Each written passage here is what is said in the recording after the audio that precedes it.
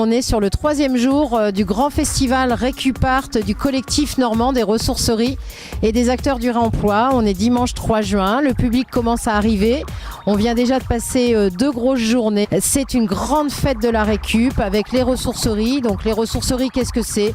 Les ressourceries, elles collectent des choses que les gens ne veulent plus pour les remettre en état, pour les vendre, pour les customiser, les relooker et bien évidemment les revendre. Parce que les ressourceries, on est acteur du réemploi et de la réutilisation, mais on est aussi acteur de l'insertion.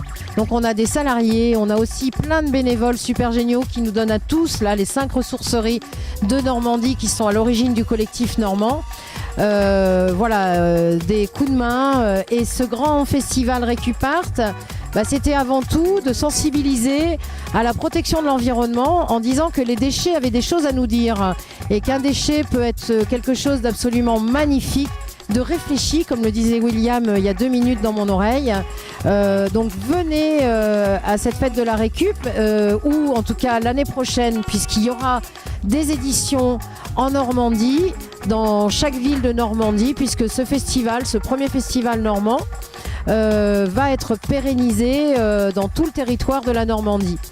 Donc moi je suis Sophie de la ressourcerie Résiste et je vais passer la parole à William de la ressourcerie Clips Ressourcerie. Alors comme le disait Sophie, le grand plaisir c'est de voir l'intérêt que portent les gens à ce qu'ils voient sur les stands.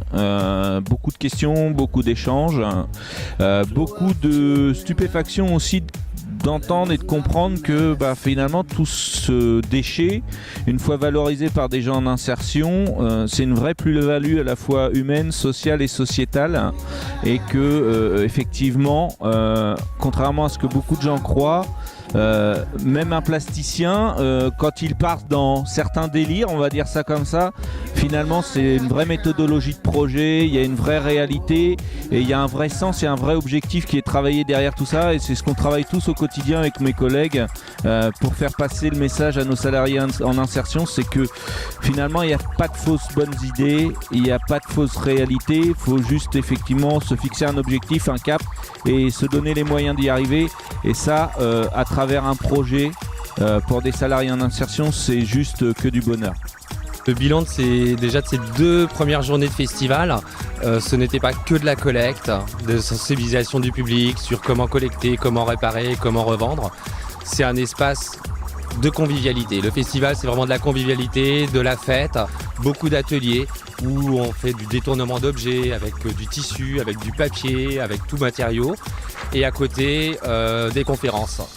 Le film Ultima Verba cette année, des conférences sur l'économie sociale et solidaire, énormément de concerts, de façon à ce qu'il y ait des changements de comportement, des changements de vision de la société, et que autour des ressourceries, autour des créateurs, il y ait cet espace de vie festive.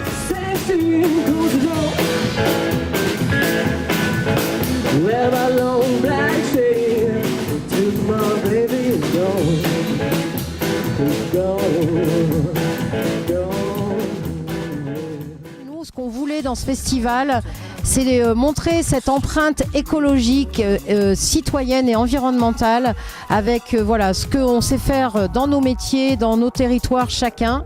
Et c'est évident, comme le dit William, que c'est aussi grâce à l'accompagnement, à l'énergie de toutes ces personnes que cette grande fête de la récup elle a eu lieu, et aussi grâce à nos financeurs qui nous ont cru, même si cette année on n'a pas eu autant de financeurs qu'on voulait.